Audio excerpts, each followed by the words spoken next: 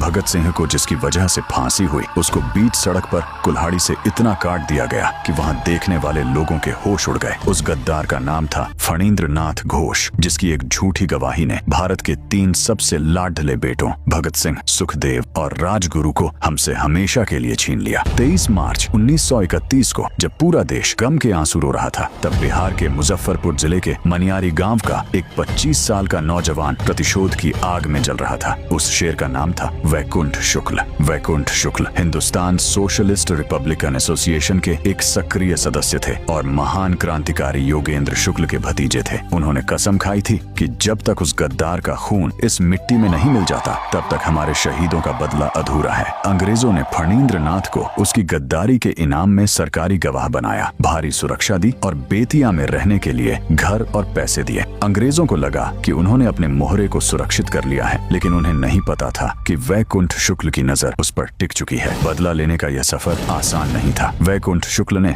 अपने साथी चंद्रमा सिंह के साथ मिलकर योजना बनाई। उन्होंने मुजफ्फरपुर से बेतिया तक का करीब 150 किलोमीटर का लंबा और दुर्गम सफर अपनी पुरानी साइकिल पर तय किया। रास्ते में कई पुलिस चौकियां थीं। अंग्रेज सिपाही चप्पे चप्पे पर तैनात थे, लेकिन वैकुंठ शुक्ल के सीने में भगत सिंह की शहादत का दर्द और धधकता हुआ प्रतिशोध था। उनके पास कोई महंगी पिस्टल या बम नहीं था। उनके हाथ में सिर्फ एक धारदार कुल्हाड़ी थी, जिसे उन्होंने गद्दार की गर्दन उतारने के लिए ही चुना था। 9 नवंबर 1932 की वो तारीख इतिहास के पन्नों में दर्ज हो गई। बिहार के बेतिया का मीना बाजार इलाका दोपहर का वक्त था। गद्दार फणींद्र नाथ घोष अपने एक साथी के साथ बेखौफ टहल रहा था। उसे गुमान था कि अंग्रेजों के साए में उसे कोई छू भी नहीं सकता। तभी अचानक भीड़ को चीरते हुए बिजली की फुर्ती से वैकुंठ शुक्ल उसके सामने आंख हद्दे हुए। इससे पहले कि फणींद्र नाथ की चीख निकलती या पुलिस के अंगरक्षक कुछ समझ पाते, वैकुंठ शुक्ल ने अपनी कुल्हाड़ी से उस पर हमला कर दिया। प्रहार इतना जोरदार था कि गद्दार वहीं लहूलुहान होकर गिर पड़ा